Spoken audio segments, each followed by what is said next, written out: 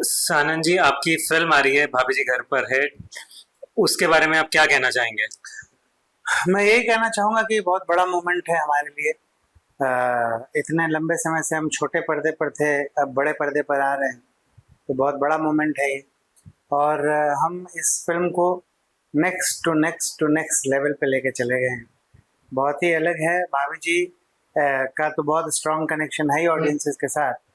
उसके अलावा जो सबसे अच्छी बात है वो ये है कि इस फिल्म को बहुत ज़्यादा सिनेमैटिक वैल्यूज़ जो हैं वो दिए गए हैं इस फिल्म को।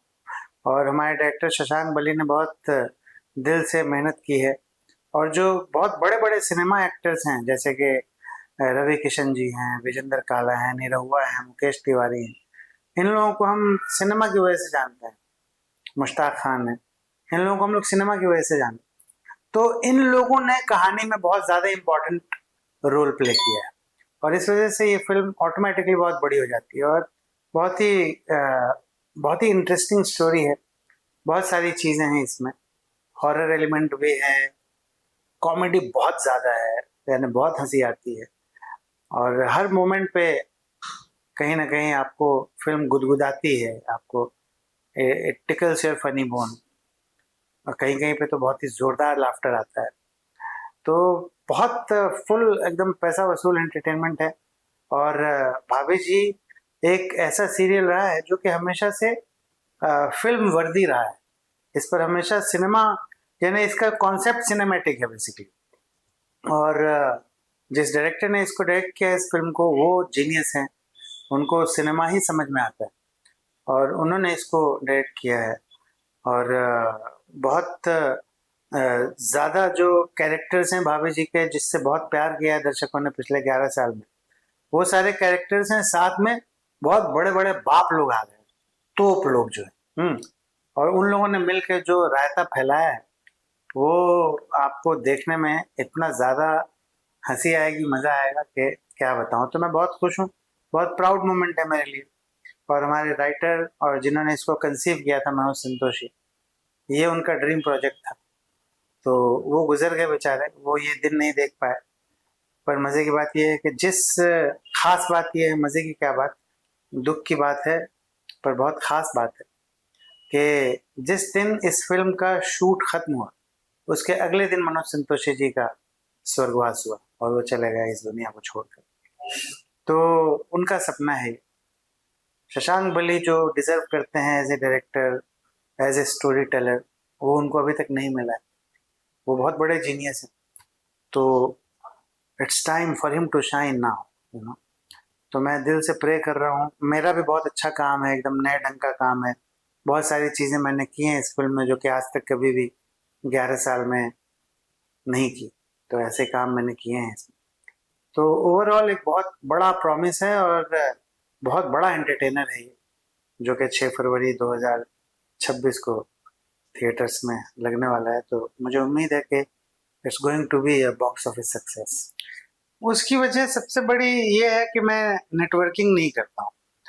और मैंने बहुत बड़े बड़े डायरेक्टर्स, यानी इंडस्ट्री के जो टॉप के डायरेक्टर्स हैं, जैसे संजय लीला भंसाली जी, राजकुमार हिरानी जी, इन दो लोगों को छोड़ के मोस्टली जितने बड़े नाम हैं, जो ब्रांड हैं, जैसे कि विशाल भारद्वाज हो गए, या अनुराग कश्यप हो गए, या नितेश तिवारी हो गए, या मधुर भंडारकर हो गए, इन सब के साथ मैंने काम किया है। लेकिन वही है कि मैं लोगों के पास जाता नहीं हूँ, मीटिंग नहीं करता हूँ, नेटवर्किंग नहीं करता हूँ, टच में नहीं रहता हूँ। तो शायद ये मेरी कमज़ोरी है। इस वजह से मुझे ढंग का काम जो मिलना चाहिए था अभी तक, वो उतना नहीं हो पा रहा है। लेकिन मैं ऊपर वाले का बंदा हूँ, मुझे ऊपर वाले में बहुत ज़्यादा भरोसा है। अभी तक मैं जहाँ हूँ, जहाँ पहुँचा हूँ, ये भी भगवान की मर्ज़ी से हुआ है। और अगर भगवान की मर्ज़ी आगे रही तो आगे और बेहतर कुछ होगा मेरे साथ। बिल्कुल, मुझे छोटे-छोटे रोल भी बहुत ऑफ़र होते हैं। आज की डेट में भी ऑफ़र होते हैं, जबकि पूरी इंडस्ट्री मुझे जानती है, पूरा इंडिया, पूरी दुनिया मुझे जानती है। मैं लंदन में मॉब हो जाता हूँ, इतना लोग मुझे जानते हैं, प्यार करते हैं। पर आज भी छोटे-छोटे रोल जब मुझे दिए जाते हैं तो अंदर से मुझे थोड़ा दुःख भी होता है, लेकिन फिर मैं कहता हूँ नहीं, दुखी होने का काम अपना नहीं। जो होना है वो होगा, जो मिल रहा है उसको करते जाओ। आगे अपना कुछ ऐसा अगर लक साथ दिया और भगवान की मर्जी हुई तो और बेहतर कुछ मैं करूँगा।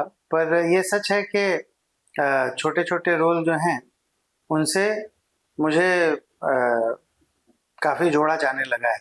लोगों को ये लगता है कि एक सीन दो सीन में भी आके ये एक्टर मैजिक क्रिएट कर देता है, तो चलो एक सीन दो सीन के लिए ही बुलाओ।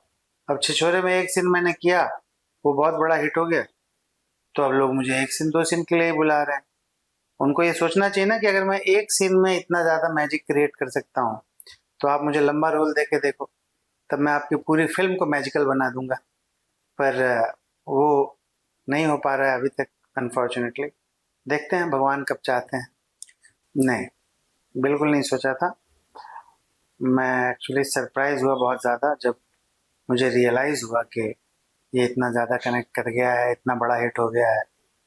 आई वॉज एक्चुअली सरप्राइज्ड, मुझे बिल्कुल पता नहीं था ऐसा। मेरा मानना है कि ज़िंदगी, लाइफ, ये अपने आप में बहुत बड़ी कॉमेडी है।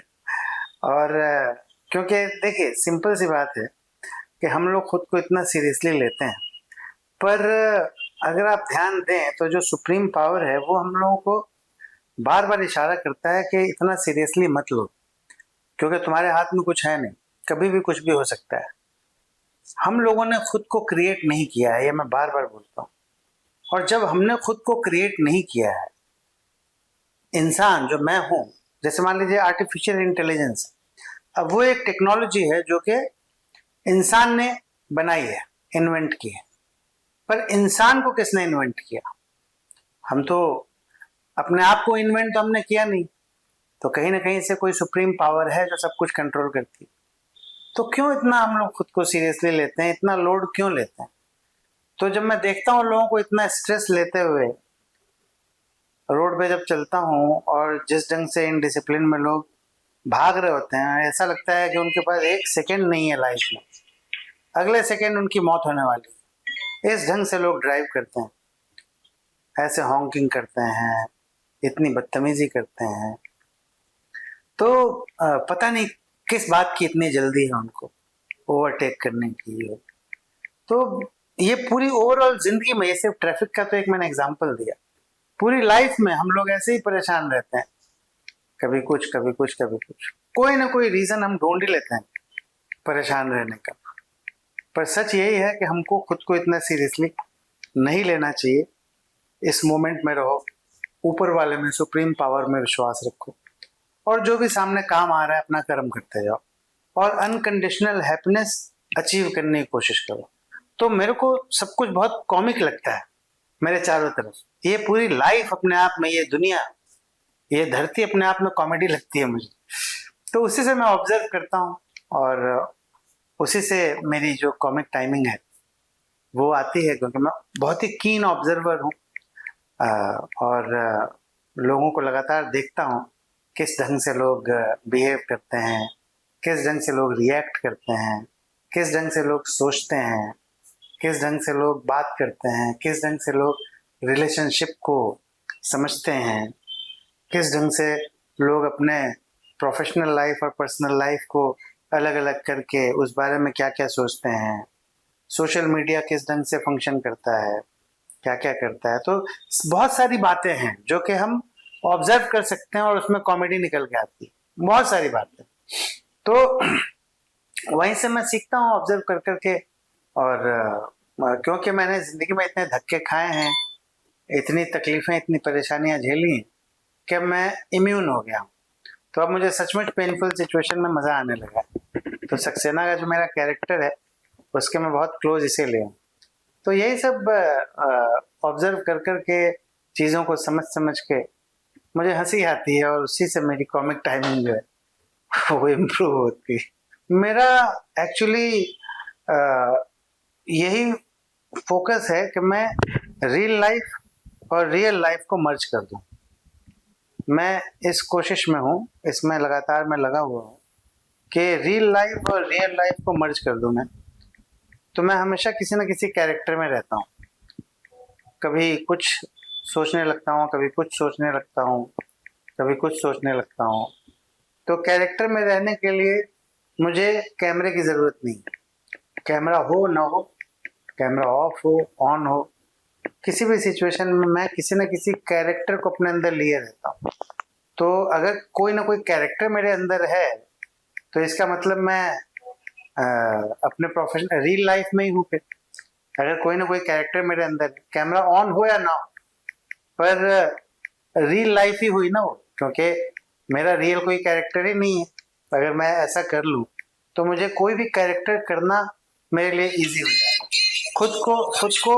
खुद को ट्रांसफॉर्म करना मेरे लिए इजी हो जाएगा।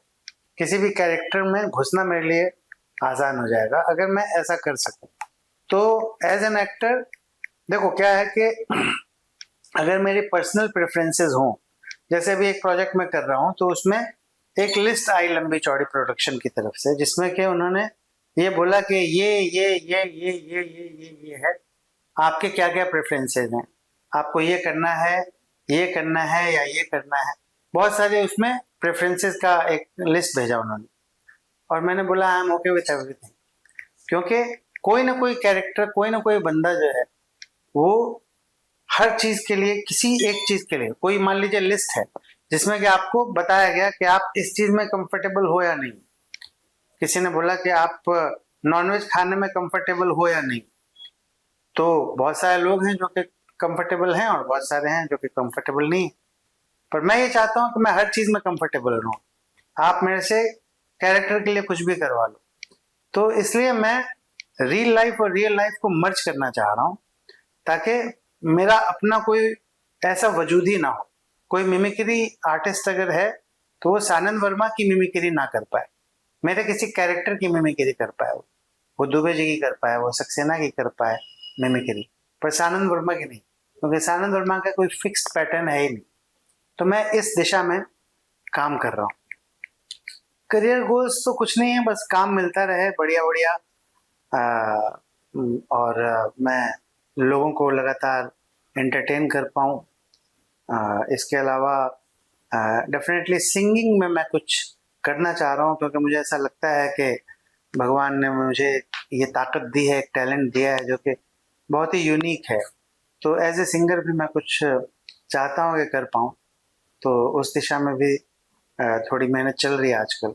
एक तो मैं ये बताना चाहूँगा ऑडियंसेस को कि मेरी एक पिक्चर आने वाली है गोलंबर, जो कि इंडिविजुअल इंडिपेंडेंट फिल्म मेकर की है, तो उसका रिलीज होना थोड़ा सा डिफिकल्ट हो रहा है, लेकिन अगर वो रिलीज हो गई तो उसमें मैंने 4 गाने गाए और एक मेरा प्राइवेट एल्बम है जो कि उसका वीडियो भी बनाने वाला हूँ मैं। तो वो ऑलरेडी स्ट्रीम हो रहा है, उसका नाम है सुन बावरी, जो कि इस पे है, अपना हर जगह है, स्पॉटिफाई पे है, यूट्यूब म्यूजिक पे है। तो वो गाना जो है वो उसकी एक छोटी सी झलक मैं आपको बता देता हूँ। सुन बावरी no dowry, I love you मेरी सावरी, छोड़ शहर चल गावरी, नदियों से हम चलेंगे मेरी खुद की है नावरी, इश्क कर ले कैरी करनी नहीं अब देरी, लेट्स मैरी न खबावरी, होगी ऐशरी मैं हूँ कैश रिच, तू हो नावरी, दूंगा केरी खुशी की झड़ी, मेरी करी क्यों जिद पे तू अड़ी हे अड़ी। इस टाइप का बड़ा स्पाइसी गाना है जो कि ऑलरेडी स्ट्रीम हो रहा है यूट्यूब म्यूजिक पे, सुन बावरी इसका टाइटल है, तो आप वो देख सकते हैं। तो सिंगिंग में भी कुछ धमाकेदार मैं करना चाहता हूँ, तो मेरे हाथ में मेहनत है जो मैं कोशिश कर रहा हूँ, बाकी ऊपर वाला। एक्टर्स को हमेशा सीरियसली लिया जाता है, कॉमेडी हो या ट्रेजेडी हो, या ये एक्चुअली एक्टर एक्टर होता है, कोई सीरियस रोल भी करते हैं एक्टर्स, और जो सीरियस एक्टर्स होते हैं, अमिताभ बच्चन सर ने बहुत कॉमेडी की है, राजपाल यादव ने बहुत कॉमेडी किया है पर सीरियस रोल भी किया है, संजय मिश्रा ने बहुत कम कॉमेडी की है पर सीरियस रोल भी किया है, आंखों देखी जैसी फिल्म, वध जैसी फिल्म। तो एक्टर एक्टर होता है। मैंने पीटर सेलर्स जो कि इतने बड़े कॉमेडियन माने जाते हैं, उनकी सीरियस फिल्म देखी है, मैं रो पड़ा, इतना इतना ज़बरदस्त काम किया उन्होंने। तो सीरियसली हमेशा एक्टर को लिया जाता है, क्योंकि एक्टर जो है वो अपने आप को मारता है किसी दूसरे किरदार को ओढ़ने के लिए, और बहुत सारे दर्शकों को एंटरटेन करने के लिए एक्टर बहुत हार्ड वर्क करता है। तो नेचुरली वो रिस्पेक्ट जो है वो लोगों के मन में रहता है, और वो हमेशा रहेगा। बहुत अच्छा, शिल्पा जी के साथ तो अमेजिंग एक्सपीरियंस रहा है मेरा, क्योंकि उसकी एक वजह है, आपको समझाता हूँ। जो मैं उस समय एक पॉपुलर एक्टर नहीं था, भाभी जी घर पर हैं की वजह से मैं एक पॉपुलर एक्टर बना हूँ। तो भाभी जी घर पर हैं का जो शुरुआती 1 साल था, उस दौरान जो खुशी न सिर्फ मुझे बल्कि जितने भी एक्टर्स भाभी जी घर पर हैं से जुड़े हुए थे, सबको जो खुशी उस 1 साल में मिली है ना, वो अपने आप में एक मैजिक था। क्योंकि ये वो वक्त था जिस वक्त हम स्टार बने, हम सब के सब हम स्टार बने, वो वही था शुरुआती दौर। तो इस वजह से जो हमारी मेमोरीज हैं वो बहुत ज्यादा ब्यूटीफुल है उस शुरुआती दौर को लेकर। और यही वजह है कि शिल्पा शिंदे जी के साथ जो हमारी मेमोरीज हैं वो बहुत ही खूबसूरत हैं, बहुत ही ज्यादा मजेदार हैं, और बहुत एक्साइटिंग। उसके बाद हम स्टार बन गए, फिर सिंक इन जिसको बोलते हैं, सिंक इन हो गए हम समझ में आ गया कि करोड़ों दर्शक हैं इस देश में जो हमसे बहुत प्यार करते हैं, वो सब हो गया।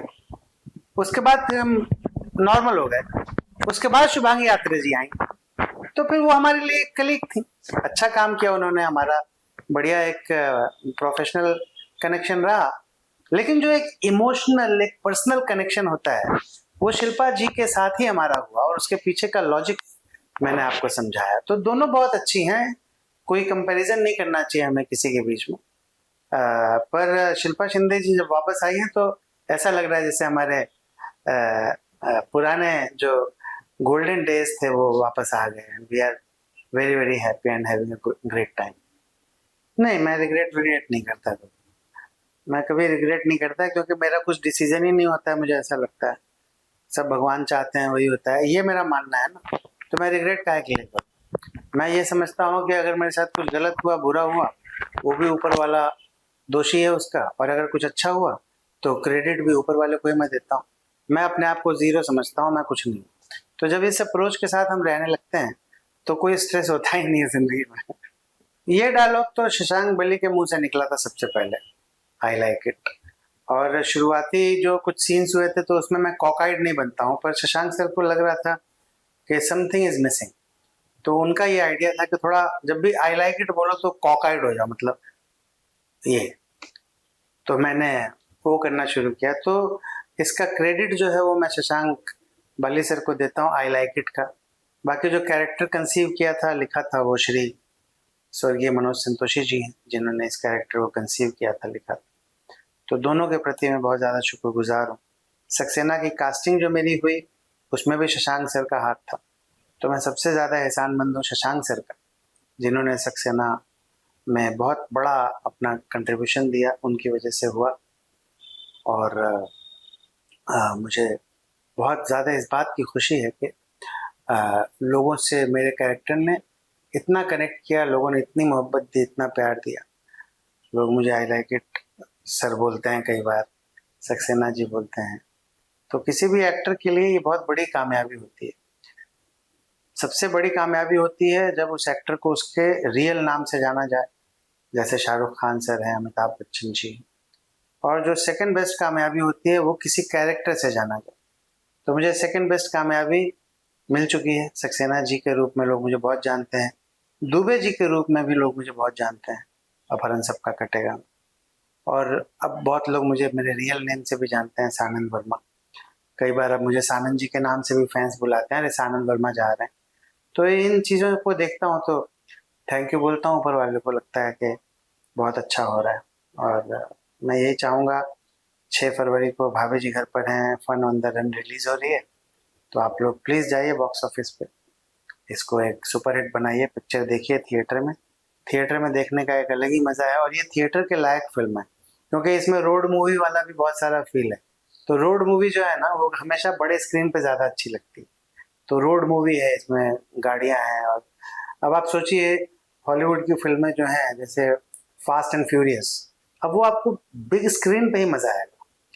तो ये रोड मूवी है, इसमें बहुत कुछ है, तो थिएटर में एक अलग ही एक्सपीरियंस होगा। तो ओटीटी का इंतजार मत करना प्लीज, चले जाना थिएटर। ज्यादा बहुत एक्सपेंसिव टिकट भी नहीं होने वाला है इसका। जैसे शाहरुख खान, सलमान खान, बड़े बड़े स्टार्स जो हैं, इनकी फिल्मों का टिकट भी एक्सपेंसिव रहता है, पर इसकी टिकट भी उतनी एक्सपेंसिव नहीं रहेगी। तो पूरे परिवार के साथ जाइएगा, बहुत साफ सुथरी फिल्म है, पूरे परिवार के साथ, बच्चे हों, बूढ़े हों, जवान हो, सब इसको एक साथ एंजॉय करेंगे, हंसेंगे, and you are going to have a great time, I promise you that. तो 6 फरवरी को ज़रूर जाइएगा, और मैं भी आपको एक नए अंदाज में मिलूंगा, कुछ ऐसा करूंगा जो बहुत ही अनोखा होगा जो कि अनोखे लाल सक्सेना करेगा। तो in anticipation that you guys are definitely going to go to theaters and watch it, मैं एडवांस में आपको थैंक यू बोलते हुए आपके लिए बोल रहा हूँ, I like it. They are amazing couple, brilliant producers हैं वो, and they love me very much. मेरा उनके साथ 25 साल पुराना रिश्ता है, 26 साल एक्चुअली, सन 2000 से मैं जानता हूँ उनको। बहुत पुराना रिलेशन है हमारा, और दे लव मी अलॉट, आई लव देम अलॉट। और बहुत ही सिंसियर लोग हैं वो, बहुत डेडिकेशन के साथ काम करते हैं, बहुत ज़्यादा सपोर्टिव हैं, ख्याल रखते हैं, एक फैमिली की तरह वो हैं हमारे। And I truly admire them, and they are really very good, and I really hope कि ये फिल्म भी वर्क करे। और वो आने वाले वक्त में, अब तो उनके बेटे विहान कोहली भी हैं जो कि बहुत ही टैलेंटेड, बहुत ही प्रॉमिसिंग यंगस्टर हैं। तो आने वाले वक्त में ये लोग और बड़ी बड़ी फिल्में बनाएं और एंटरटेनमेंट इंडस्ट्री को और भी बहुत सारा कंट्रीब्यूट करें। तो they are amazing and I love them. I will just say कि प्लीज प्लीज प्लीज वॉच भाभी जी घर पर हैं, फन ऑन द रन। 6 फरवरी को थिएट्रिकल रिलीज है इसका, थिएटर में जाइए, आपके नज़दीकी सिनेमा घर में ये पिक्चर ज़रूर आएगी। इसका रिलीज जो है वो डिसेंट होगा, नंबर ऑफ स्क्रीन्स भी डिसेंट होंगे, तो कहीं ना कहीं आप कड़ी लोगे आसपास किसी थिएटर में, तो जाइएगा और ज़रूर देखिएगा। और मेरा वादा है आपसे कि आपको रिग्रेट नहीं होगा, आपका पूरा पैसा वसूल एंटरटेनमेंट होगा, आप बहुत मज़े करके निकलोगे थिएटर से, ये मेरा प्रॉमिस है। और इसी प्रॉमिस के साथ एडवांस में ये समझते हुए कि आप लोग ज़रूर जाएंगे और थिएटर में जाके इस फिल्म को सुपर हिट बना देंगे। और बहुत दिन से, ये भी आप ध्यान दो, सिर्फ एक्शन फिल्में चल रही, बहुत दिन से कोई ढंग की कॉमेडी फिल्म नहीं आई। और इसमें सिर्फ कॉमेडी नहीं है, इसमें बहुत कुछ है, मसाला बहुत ग्लैमर भी है इसमें, हॉरर भी है, कॉमेडी है, रोड मूवी के एलिमेंट है, एक्शन है, ड्रामा है, इमोशनल मोमेंट्स बहुत हैं, म्यूजिक अच्छा है, सोनू निगम सर ने गाना गाया है, म्यूजिक मज़ेदार है, बहुत बहुत कुछ है। तो ज़रूर जाना और आप लोग देखना। और मैं आप सबके लिए एडवांस में बोल रहा हूँ, आई लाइक इट। अंत लेकर ही आते हैं आपके लिए 24/7 एंटरटेनमेंट की गुड न्यूज़। तो अगर आपको ये वीडियो पसंद आया है, आप जानते हैं आपको क्या करना है, आप इसे लाइक करें, कमेंट देके अपनी राय ज़रूर दें। ऐसे ही एक्सक्लूसिव कंटेंट के लिए हमारे चैनल को सब्सक्राइब ज़रूर करें। अगर आप यही वीडियो फेसबुक पर देख रहे हैं तो हमारे फेसबुक पेज को भी फॉलो करें। नाम तो आप सब जानते ही हैं, सास, बहू और बेटियाँ, जहाँ हम लेकर आते हैं आपके लिए एंटरटेनमेंट जोरदार।